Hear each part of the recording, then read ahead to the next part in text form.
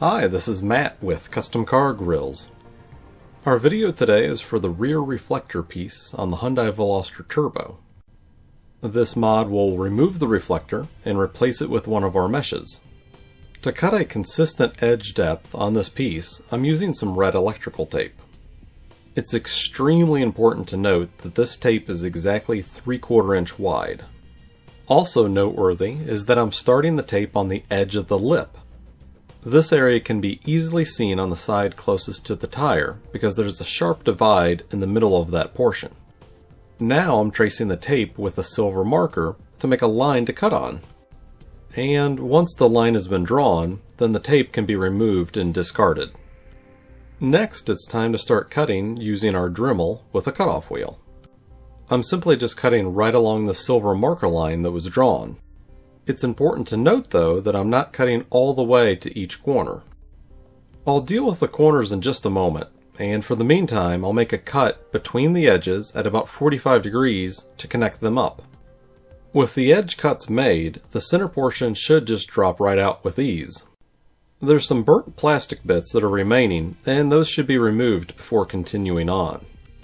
Next, I've attached the sanding drum to my Dremel.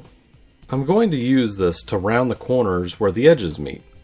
Some of the broad angles likely won't need much sanding, whereas the tight corners will need more sanding and a lot more attention to detail. To clean the edges up a little more, I'm going to use an X-Acto knife to remove any remaining large or medium-sized plastic bits. I'm not expecting the edge to be perfect at this point. To refine it down further, I'm going to do a bit of sanding. I'm starting with a 180 grit and working down to about a 320 or 400. With this set, I'm also going to paint the frames black, so sanding the edge will also prep it for paint. The gloss paint job really makes these pop compared to the dull gray factory pieces. Painting them to color match the car may also look good for this application. Before I forget, I also want to show a couple additional cuts I ended up making using the cutoff wheel attachment. The two rectangular posts that have a screw hole, I ended up notching a small slit in them to allow for the mesh to be partially slid into.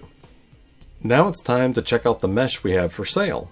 These are pre-cut to the right shape and size for this part as shown in this video. The mesh is flat and will need to be ever so slightly contoured to fit the funky shape of the frame. It takes a little playing around with, but the bends don't need to be very big.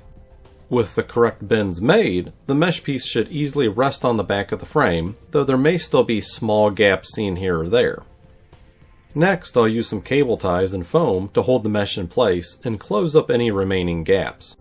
It's good to have the mesh pressed firmly against the back of the frame, but it's important not to over-tighten the ties or distort anything. Given how small this piece is, it's sometimes a little tricky keeping the mesh in position while tying it on, so some patience is needed if it slides around a little bit. To reduce the amount of mesh movement, I like getting the tie looped through the hole closest to the edge, if possible. With all the ties in place, I'm going to cut off the tails with some wire cutters.